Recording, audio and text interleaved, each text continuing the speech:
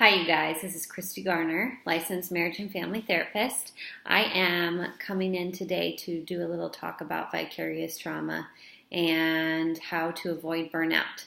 So, as a mental health professional, especially a social worker or someone working in community mental health, or someone who is in the kind of middle of it all. Are you in the middle of it all? In the middle of your community, in the middle of a bunch of systems, in the middle of helping a lot of people with kind of a small amount of resources, then this is a perfect talk for you.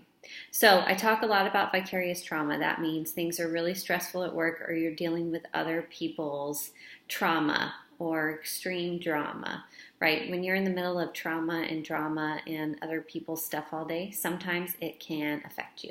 So that's called vicarious trauma.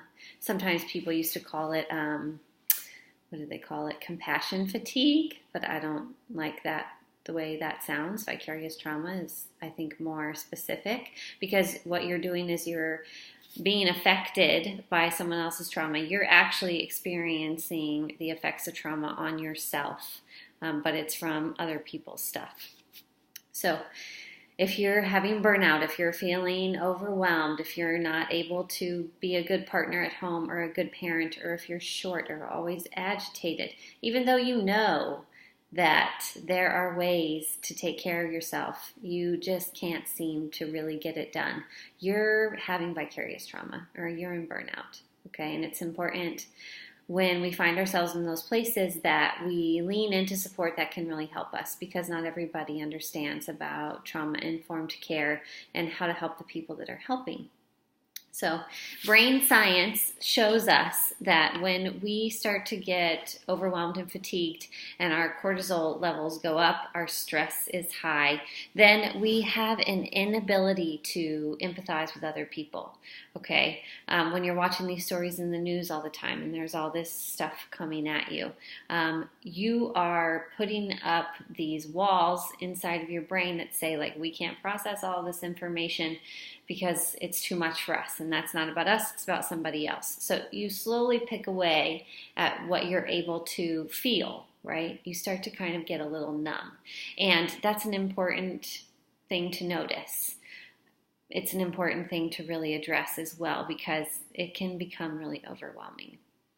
So the one thing I just want to get across today is it's your brain doing it, because your brain's saying, I can't handle this information, right? So there's lots of tools that you can use. The first one that I say is just do something that really brings you a lot of joy and make it be in connection with other people, because their kind of brain waves can affect your brain waves, right? And it can kind of get you out of that vibe. So go get a hug from your kid or your partner. Go in the ocean and go swimming with your friends. Go see your family for a Sunday brunch if that brings you joy, right? Like, get with people that you really care about and you really love, and be around them and connect with them and talk about things that make you feel better, okay? Things that make you feel like you're a part of the community and it's not just people that are taking all of your energy, okay? So that's the number one thing that you can do when you're feeling burned out. The number two thing to do is reach out and get some skills, okay? So I'm a great person to reach out to. Maybe you know another therapist in your community that you like talking with. Maybe you're in a consultation group. Go ahead and just tell people, like, hey, I am feeling really burned out. What do you guys do when you're feeling burned out? Right? So talk to people about positive ways to handle it. So those are two good resources that you can go ahead and use right away if you're feeling vicarious trauma or any of those sort of agitations that I was speaking to earlier. If you want to reach out, I'm happy to help. Christi Garner, licensed marriage and family therapist, www.psychotherapistonline.com, or find me on Facebook or Hawaii Therapy Online on Instagram.